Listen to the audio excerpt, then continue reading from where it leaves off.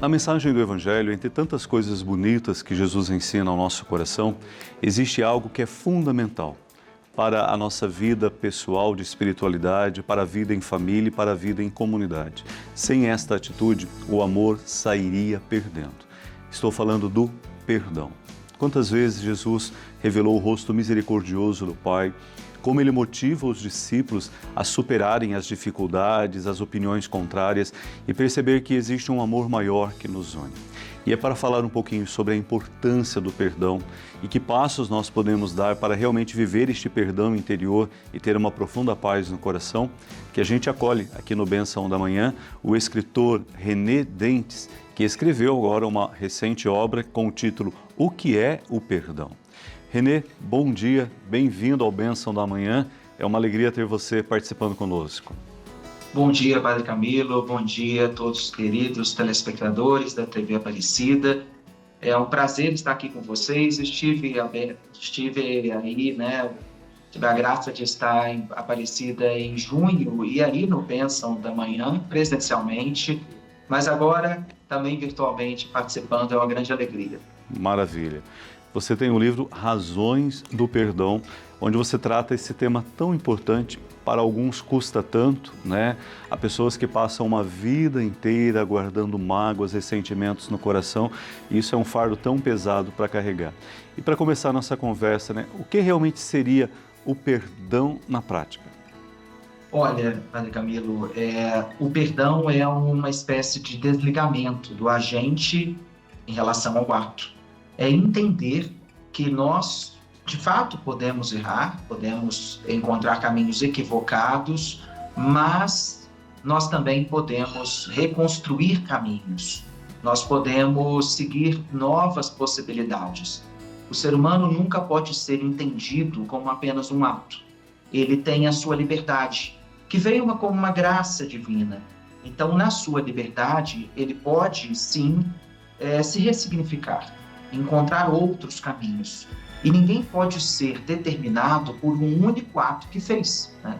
Então, o perdão é esse desligar, essa nova possibilidade, essa sempre abertura que o ser humano, que a ele é permitida. Então, o perdão é um novo caminho que nós podemos encontrar pela graça divina, não por nós mesmos, mas como potencialidade da graça.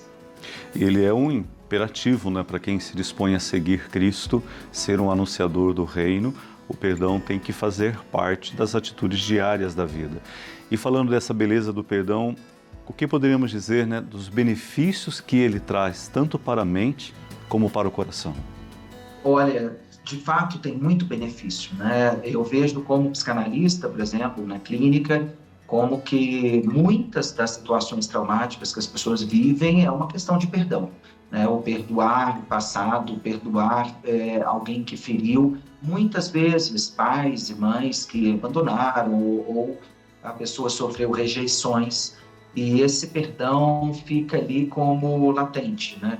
Ele é necessário para que esses traumas sejam resolvidos, porque senão fica tramitando naquele problema, naquela situação e esperando sempre que aquela pessoa peça perdão ou que mude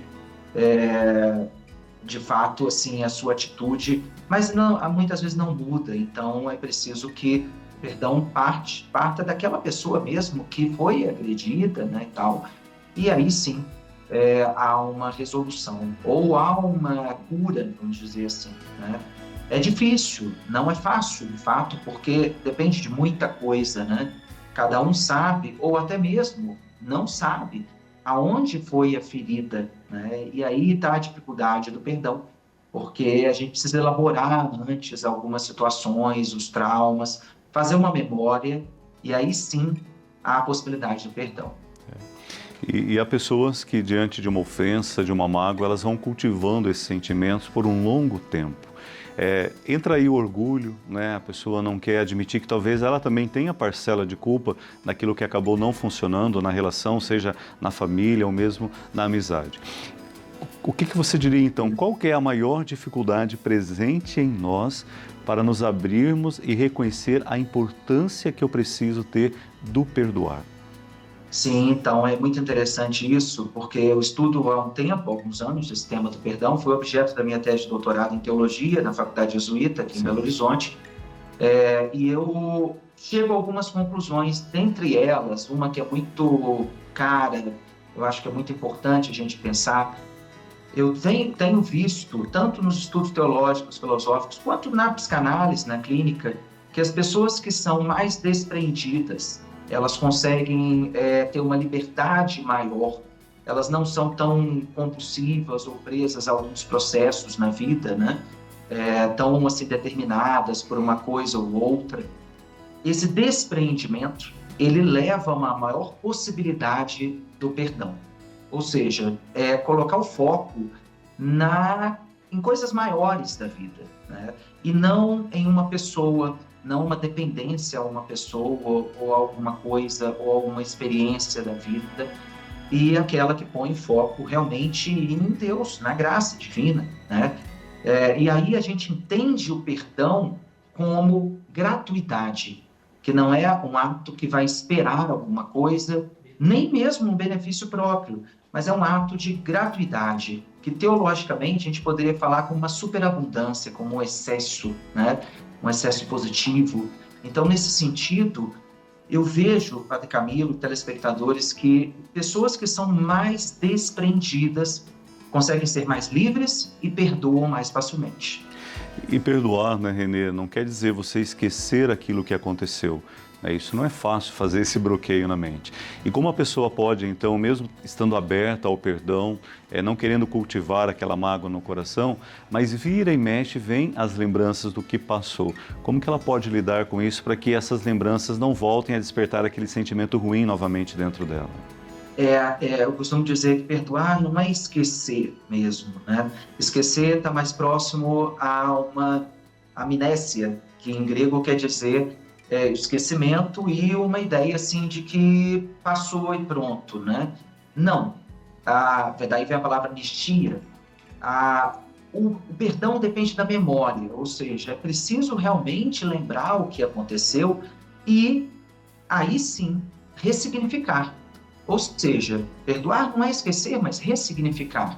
Agora, uma vez que ressignificou aquele fato, que entendeu que aquela pessoa pode ser uma pessoa além do que ela cometeu, não é bom ficar lembrando da mesma maneira, né? Aquele que ressignificou o ato que sofreu, pelo qual ela sofreu, ele realmente não vai mais voltar ao passado, ele vai entender que dali para frente é diferente. Então, nesse sentido, é preciso fazer uma memória, sim, porque senão a gente banaliza o mal, a gente acha que não tem problema, né? Mas, uma vez que fez essa memória, é possível ressignificar e estar livre. E aí sim, aquele outro será diferente e o meu passado também será diferente. Passados ressignificados, eles libertam muito a pessoa e abrem Perfeito. possibilidade ao perdão. Maravilha. Na luz da fé, a gente percebe que o ato do amor do Cristo nos conquistou o perdão do Pai.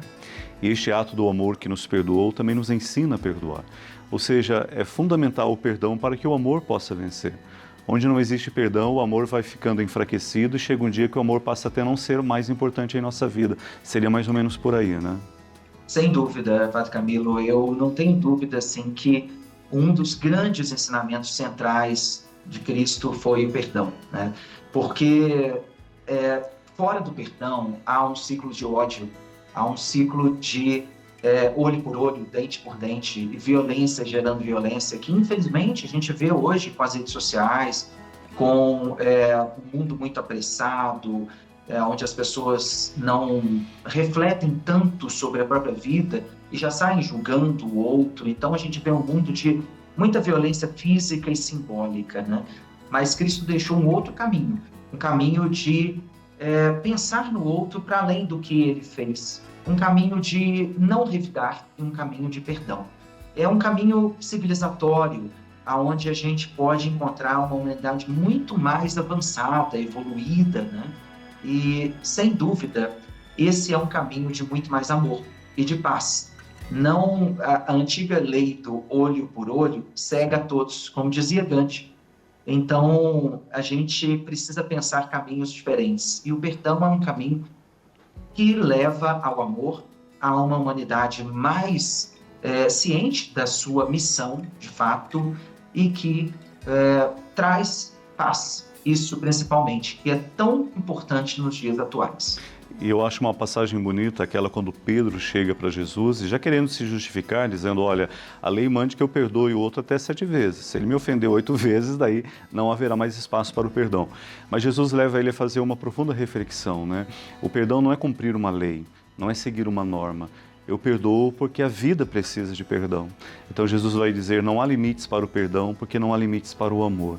Então acho que o primeiro caminho para perdoar é aprender a força e o poder de amar. É isso que vai nos levar a superar orgulhos, vaidades e deixar que realmente mágoas possam ser curadas. Há pessoas que dizem assim, olha, tudo bem, eu vou até perdoar aquela pessoa que me ofendeu, que me prejudicou, mas eu não vou mais na casa dela. Eu não vou mais chamar ela para tomar um café na minha casa. É possível viver este perdão verdadeiro, mas não mais havendo esta reconciliação de convívio com o outro, ou é necessário que tudo isso seja sanado? Olha, é uma boa pergunta. Perdão é uma coisa, reconciliação é outra, né?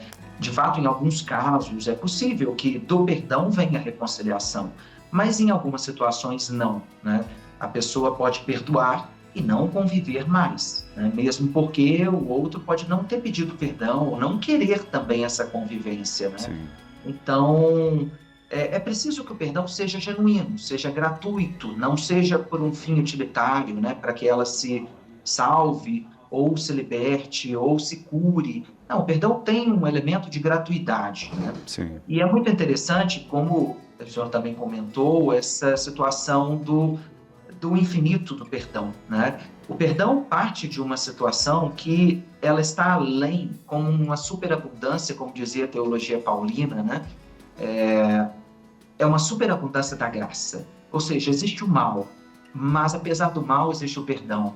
Só que não é simétrico, não é igual, não é a mesma proporção. O perdão é muito maior do que a falta. Ou seja, é um excesso, é uma superabundância da graça. Então, nesse sentido, o perdoar 70 vezes 7, teologicamente, a gente pode até interpretar como infinito. Ou seja, perdoar infinitamente, não tem medida, é desmedido, né? Mas, nesse sentido, é algo que não pode ser banalizado também. Por qualquer situação, é preciso fazer a memória. Agora, a reconciliação pode vir sim. Se o perdão for gratuito, é possível que a pessoa não vai mais pensar mal do outro e vai até ter uma reconciliação, mas em alguns casos é impossível. O perdão ele é o mais importante nesse processo. A reconciliação pode vir ou não. É uma realidade muito concreta, às vezes na própria família, né, essa divisão pela falta de perdão. Como você falava há pouco, né, Renê, nem sempre nós vamos conseguir voltar a conviver harmonicamente com as pessoas com as quais tivemos algum desentendimento. Eu entendo que o perdão seja isso, não construir muros entre eu e o outro. Porque há pessoas que, a partir de um desentendimento, dizem aquela pessoa morreu para mim. É horrível isso, né? Acho que a indiferença, matar alguém dentro do nosso coração é uma coisa muito triste. Eu acho que a gente tem, não construir muros, mas se aquela pessoa, mesmo que um dia ela possa me ter feito um mal, mas se na caminhada da vida ela vier a precisar que eu lhe faça um bem, que eu não negue este bem, que eu esteja ali para ajudar. Acho que esse é o perdão que Cristo espera que o nosso coração tenha, não ser indiferente ao outro. Porque a gente não faz para o outro aquilo que ele nos fez, isso é um toma lá da cá do mundo. A gente oferece para o outro aquilo que a gente está deixando Deus ser no nosso coração, não é? Exatamente, é essa gratuidade, né?